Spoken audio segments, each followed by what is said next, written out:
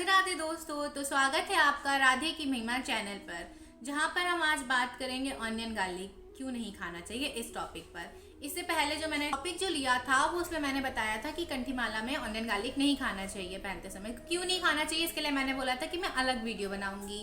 तो इस वीडियो में मैं इसी चीज़ की बात करने वाली हूँ कि ऑनियन गार्लिक क्यों नहीं खाना चाहिए। पहली बात तो वह तामसिक भोजन में आता है। भोजन 3 प्रकार का होता है, सतोगुण, रजोगुण और तमोगुण का। तो इनमें से आता है जो सबसे अच्छी क्वालिटी का भोजन होता है वो होता है सात्विक। उसके बाद हमारा रासिक भोजन आता है और तीसरा हमारा आता है तामसिक भोजन, जो कि हमारे शरीर और हमारे दिनचर्या के हिसाब से और हमारी पूजा पाठ की लाइफ के अनुसार से बहुत ही खराब माना जाता है।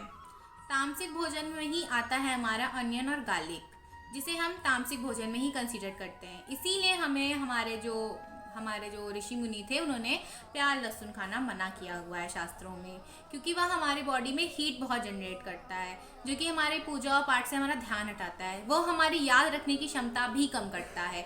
इसीलिए हमारे जो ऋषि मुनि होते थे पहले ज़माने में, उन्होंने प्याज लहसुन खाना वर्जित कर रखा था। और इसकी शास्त्रों में कई कहानियाँ मिलती हैं, लेकिन जो सबसे उचित मानी जाती है, जिसका बहुत ही अच्छा सारांश भी मिल जाता है हमें हर जगह, और जो कि हमारे गुरुजन हमें बताते हैं, जो मेरी गुरुजन ने मुझे सुनाई है, वो यही है कि ये कहानी जो स्टार्ट होती है वो समुद्र मंथन से स्टार्ट होती है। समुद्र मंथन तो आप सबको पता होगा कि असुरों और देवताओं ने मिलके किया था।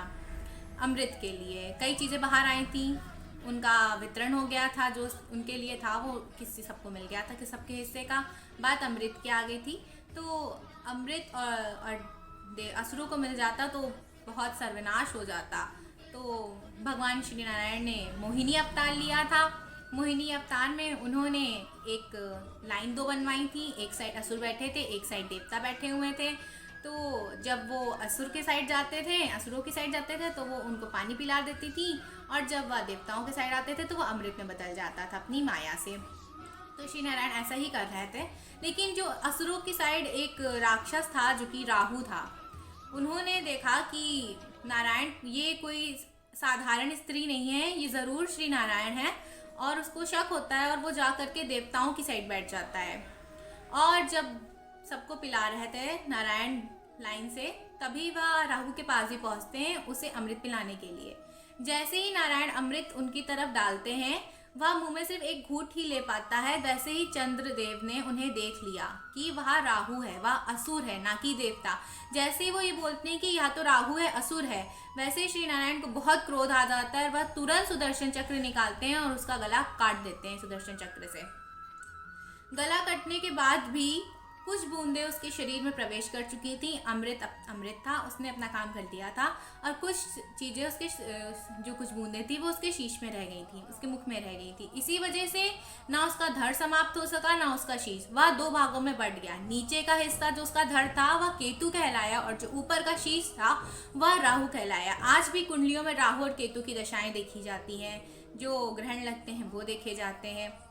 इसीलिए वह देवता तो नहीं हो सकता, वो एक निगेटिव ग्रह है, लेकिन उसके कुछ अच्छे फल भी होते हैं, ये तो दूसरी बात हो गई। लेकिन जो धड़ और सिर कट गया था, उसके बीच में से जो मांस और रक्त कटते समय गिरा, वह धरती पर गिरा। जिस जगह पर धरती पर वहाँ गिरा, उस जगह से लहसुन और प्याज की उत्पत्ति हुई। इसीलिए उसमें कुछ अच्छे गुण भी आते हैं, क्योंकि वह अमृत की बूंदें भी थी उसमें कुछ, लेकिन उसमें ज़्यादातर विषैले गुण आते हैं, क्योंकि है तो आखिर वो एक असुर का मांस और रक्त ही। इसीलिए जो हमारे ऋषि मुनि थे वो हमारे ऑनियन गार्लिक पर इतना रोक लगाते थे, क्योंकि अगर आप मेडिटेशन भी करते हैं तो आपका वो फोकस नहीं होने देता है। आपकी बॉडी में वो हीट और हार्मोन इनबैलेंसिंग कर देता है, वात पित्त की समस्या भी बढ़ा देता है। साइंटिफिक तौर पर भी उन्होंने मना किया हुआ है कि आप मत खाइए। हमारी जो संस्कृति, हमारा जो धर्म है सनातन धर्म, उसमें तो कई सालों से कितनी सारी चीज़ें बताई जा चुकी हैं जो कि साइंस अब उसे एक्सेप्ट कर रहा है। उनमें से एक अनियन गार्लिक का भी तथ्य है जो साइंस अब एक्सेप्ट करने लगा है।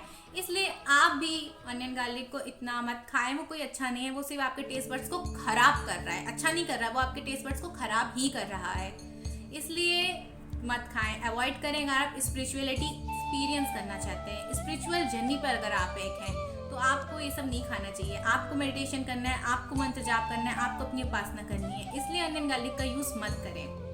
बाकी ये छोटी सी डिटेल थी अनियन गार्लिक की जो मुझे आपसे शेयर करनी थी, तो मैंने कर दी है। And thanks for watching and please like and subscribe my channel. Radhe Radhe.